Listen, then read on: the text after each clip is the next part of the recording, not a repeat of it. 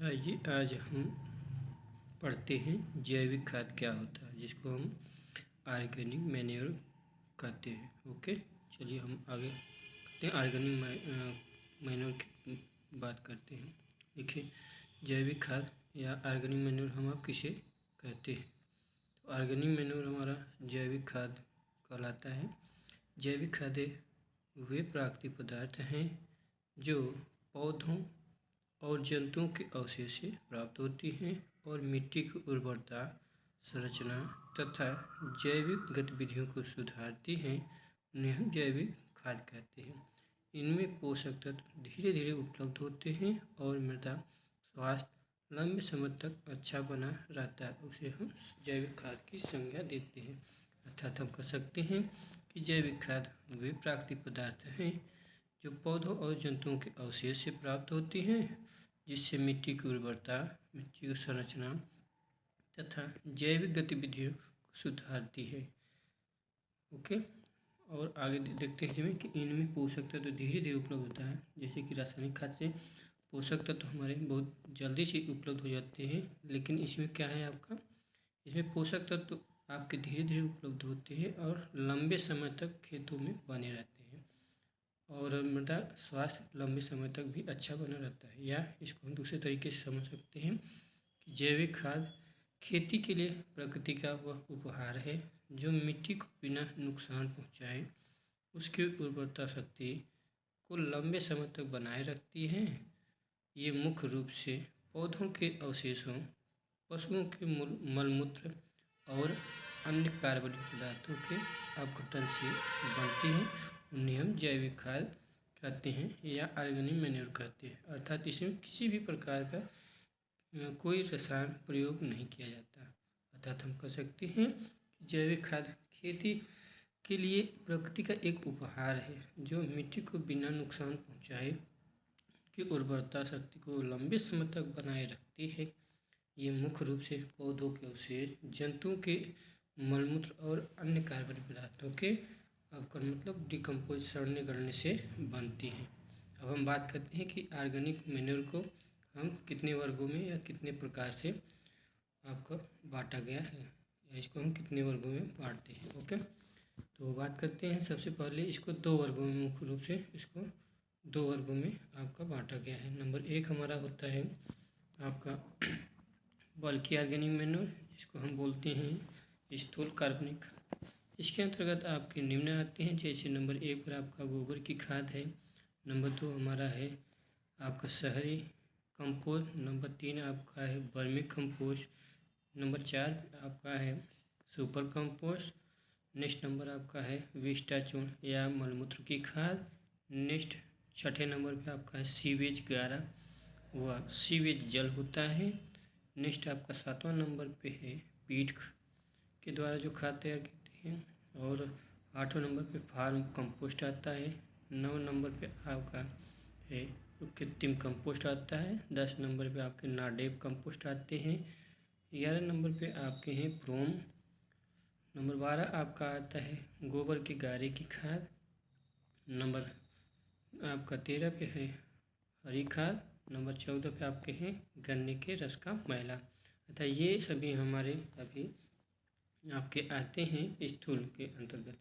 अब नंबर दूसरा आपका है जिसको हम कंसंट्रेटेड ऑर्गेनिक मैन्योर कहते हैं, इसको हम कह सकते हैं सामृद्ध कार्बनिक खाद के नाम से हम इसे जानते हैं। इसके अंतर्गत आपके विभिन्न प्रकार की खलियाँ आती हैं, रक्त व मांस के चूर्ण आते हैं, हड्डी का चूर्ण है, इसमें बूचड़ खाने की खाद आती है, मछली की खाद आती है, चमड़े के कारखाने का कचरा आता है, उसके बाद आपका आता है ग्वानो, जिसको हम समुद्री पंछियों की सूखी बीट आती है आपको, और पशुओं के खुरों और सींगों का कचरा है इसमें आपका, उसके बाद आपका भूसी तथा छिलकों की खाद आती है, लास्ट आपका चाय के छीलन आती है।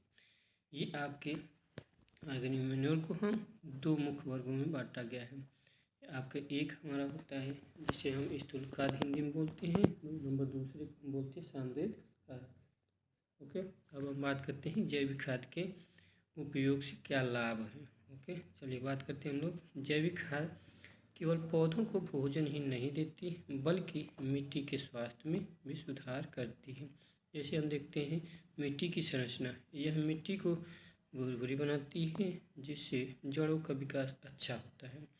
नंबर 2 आपका है कि जल धारण क्षमता, मिट्टी में पानी रोकने की शक्ति बढ़ जाती है जिससे सिंचाई की कम आवश्यकता पड़ती है। नंबर 3 आपका लाभ है इसके उपयोग से मित्र कीटों की वृद्धि, यह मिट्टी में मौजूद लाभदायक सूक्ष्मजीवों और केंचुओं की संख्या बढ़ाती है।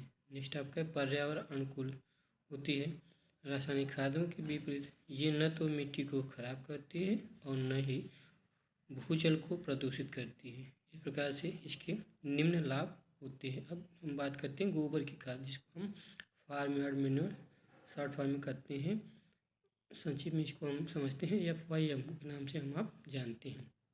चलिए बात करते हैं कि खेती के लिए सबसे पुराना और भरोसेमंद काला सोना है।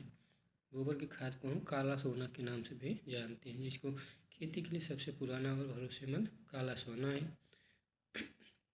यह न केवल पौधों को पोषक तत्व देती है बल्कि मिट्टी की सेहत को भी अंदर से सुधारती है।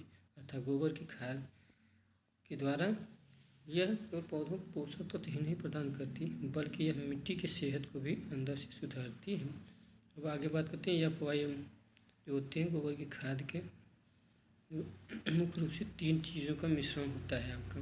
उसमें आपके पशुओं का गोबर होता है जिसको हम डंक बोलते हैं, पशुओं का मूत्र है जिसको हम यूरिन बोलते हैं, बिछौना अवशेष जैसे भूसा या चारे के बचे हुए हिस्से। मतलब गोबर की खाद बनाने के लिए मुख्य रूप से 3 चीज़ों का समावेश होता है, जिसमें पशुओं का गोबर है, पशुओं का मूत्र है जिसको हम यूरिन बोलते हैं, और पशुओं का बिछौना और अवशेष अर्थात जहाँ पशु बांधे जाते हैं बाड़े में और जो पशु को चारा दिया जाता है उसका बचा हुआ चारा भी उसमें सम्मिलित होता है। अब बात करते हैं पोषक तत्वों की मात्रा, अर्थात गोबर की खाद में कितने NPK की मात्रा कितनी होती है। हालांकि यह पशु के भोजन और खाद बनाने के तरीके पर निर्भर करता है।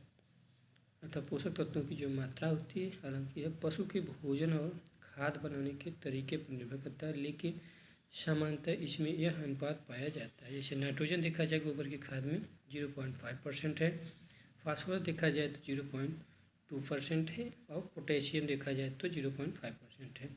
अर्थात हम देखते हैं कि गोबर की खाद में सामान्यतः पोषक तत्वों की मात्रा जिसको हम आपका NPK होता है, नाइट्रोजन देखा जाए 0.5% है, फास्फोरस देखा जाए तो 0.2% है, पोटेशियम देखा जाए तो 0.5% है। ओके, अब बात करते हैं गोबर की खाद के बड़े फायदे। तो इसमें आपका है कि मिट्टी की संरचना है, यह मिट्टी को भुरभुरा बनाती है जिससे जड़ों का विकास अच्छा होता है। अब नंबर 2 है जल धारण क्षमता, रेतीली मिट्टी में पानी रोकने की क्षमता शक्ति बढ़ती है और भारी मिट्टी में जल निकासी सुधरती है। मित्र सूक्ष्म जीव, यह मिट्टी में केंचुए और लाभकारी बैक्टीरिया की संख्या में वृद्धि करती है।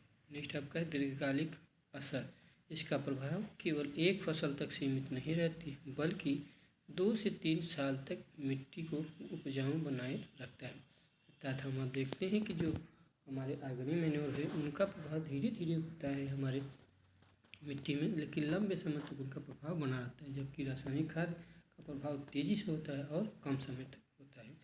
अब बात करते हैं आपका खाद बनाने और उपयोग की सही विधि। हम गोबर की खाद कैसे बनाएंगे और उसका सही से कैसे हम आप उपयोग करते हैं। चलिए आगे देखते हैं। अक्सर किसान भाई कच्चा गोबर सीधे खेत में डाल देते हैं जो नुकसानदेह हो सकता है, इससे दीमक और बीमारियां बढ़ती है। अर्थात किसान भाइयों को चाहिए कि अच्छी तरह से सड़ी हुई गोबर की खाद हम यूज या उपयोग करें अपने खेत में, नहीं तो खेत में दीमक और अनेक प्रकार की बीमारियों का प्रकोप बढ़ जाता है। हम देखते हैं कि हम गोबर की खाद कैसे तैयार करते हैं। पहला आपका है गड्ढा विधि, ट्रेंच मेथड बोलते हैं। खाद बनाने के लिए 6 मीटर, 2 मीटर और 1 मीटर लंबाई आपका 6 मीटर का होना चाहिए, चौड़ाई आपका 2 मीटर, लंबाई आपका 6 मीटर, चौड़ाई आपका 2 मीटर और गहराई आपका 1 मीटर का गड्ढा सबसे अच्छा माना जाता है। पकाने का समय, इसे अच्छी तरह सड़ने से सड़ने में लगभग 4 से 5 महीने का समय देना चाहिए।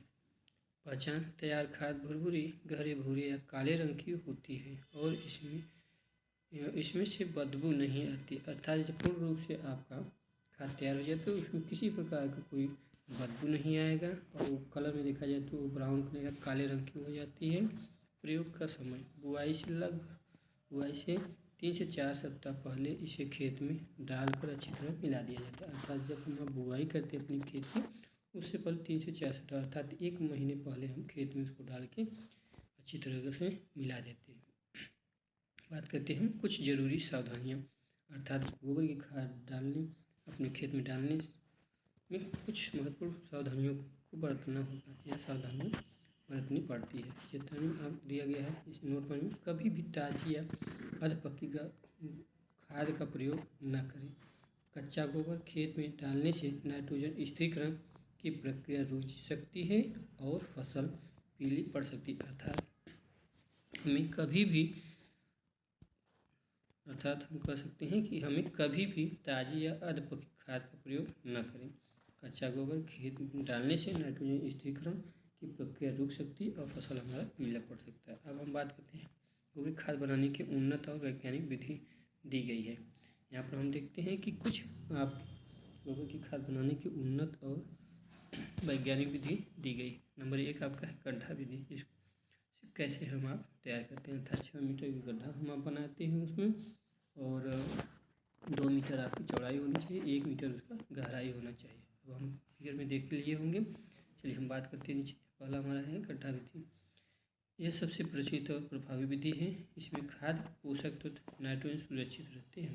नंबर 1 है गड्ढे का आकार। अपनी सुविधा अनुसार 3 मीटर लंबा, 2 मीटर चौड़ा और 1 मीटर गहरा गड्ढा खोदते हैं, अर्थात हम गड्ढा विधि से खाद तैयार करते समय अपनी सुविधा अनुसार देखते हैं कितनी हमको ज़रूरत है, उस आधार हमारे पास जो सुविधाएं हैं उसके आधार पे हम आप तैयार कर लेते हैं गड्ढे, अर्थात सुविधा के अनुसार हमको 3 मीटर लंबा, 2 मीटर चौड़ा और 1 मीटर गहरी गड्ढे की ज़रूरत होती है। और बड़े पैमाने पर हमारे पास गोबर उपलब्ध तो हम और बड़े पैमाने पर इसको हम तैयार कर सकते हैं, जैसे 6 मीटर लंबा कर सकते हैं, 2 मीटर चौड़ा और 1 मीटर गहरा बना सकते हैं। अब भरने का तरीका, अब गड्ढे को हम भरेंगे कैसे? सबसे पहले फसल के अवशेष अर्थात उसमें आएगा सूखी घास, पुआल की एक परत बिछाते हैं। नीचे सबसे हम क्या करेंगे? फसल के अवशेष का एक सूखी परत घूम के गड्ढे के निचली परत में बिछा देते हैं। उसके ऊपर गोबर और मूत्र से सने हुए चारे की तबीत लगाते हैं। उसके बाद आपका है फिर गड्ढे को जमीन की सतह से आधा फुट ऊपर तक भरे और अंत में मिट्टी या गोबर के लेप से ढक दिया जाता है। इस प्रकार से हम सबसे नीचे आपका फसल के अवशेष को बिछाते हैं एक परत, उसके ऊपर गोबर या मूत्र से बने सने हुए चारे की तह लगा देते हैं। यह प्रक्रिया हम तब तक रखते हैं आपका जब तक गड्ढा हमारा ज़मीन से लगभग 8 फीट ऊपर न भर जाए। अंत में हम मिट्टी से गड्ढा भरने के बाद अंत में क्या करते हैं? मिट्टी से या गोबर के लेप से उसको ढक देते हैं। इस प्रकार समय कितना लगेगा तैयार होने में? इस विधि से खाद 4 से 6 महीने में तैयार हो जाती है। अब बात करते हैं नंबर 2 है आपका वर्मी कंपोस्ट, केचुए के द्वारा जो हम तैयार करते हैं उसके आधार पर देखते हैं। तो दूसरा विधि आपका है वर्मी कंपोस्ट, जिसको हम केचुआ खाद भी कहते हैं। अब यह खाद बनाने का सबसे आधुनिक और सुपरफास्ट तरीका है। इसमें केचुए का उपयोग किया जाता है, अर्थात वर्मी कंपोस्ट बनाने में हमको केचुए का प्रयोग करना पड़ता है। प्रक्रिया क्या है? गोबर को हल्का ठंडा करके, अर्थात ताज़े गोबर का हम आप इसमें प्रयोग नहीं करते। गोबर को हल्का ठंडा करके अर्थात 15 से 20 दिन पुराना बेड पर फैला दिया जाता है। ठंडा करके बेड पर फैला दिया जाता है और उसमें आइसिनिया फेटिडा प्रजाति के केचुए छोड़े जाते हैं। जो केचुए की प्रजाति उसका नाम है आपका आइसिनिया फेटिडा प्रजाति के केचुए छोड़े जाते हैं। फ़ायदा क्या है? यह साधारण खाद से 5 गुना ज़्यादा पोषक होती है, मतलब इसमें क्या होता है? साधारण खाद से ज़्यादा आपका 5 गुना ज़्यादा इसमें पोषक तत्वों की मात्रा होती है। समय कितना लगेगा? मात्र 60 से लेकर 90 अर्थात लगभग 2 से 3 महीने में बेहतरीन खाद तैयार हो जाती है। अब हम नंबर 3 बात करते हैं नाडेप विधि। इसको हम समझते हैं, आइए हम देख लेते हैं। नाडेप विधि में इस विधि में ईंटों का एक ढांचा बनाया जाता है जिससे हवा के आवागमन के लिए छेद छोड़े जाते हैं। अर्थात नारे विधि से खाद तैयार करते समय यह ध्यान देना होगा, ईंट जब हम आप दीवार उसकी जुड़ाई करते हैं तो एक ईंट के बीच में थोड़ा सा हवा आवागमन के लिए जगह छोड़ देते हैं। विशेषता क्या है इसमें कम समय से ज़्यादा खाद तैयार होती है क्योंकि इसमें मिट्टी और कचरे का अनुपात अधिक रखा जाता है।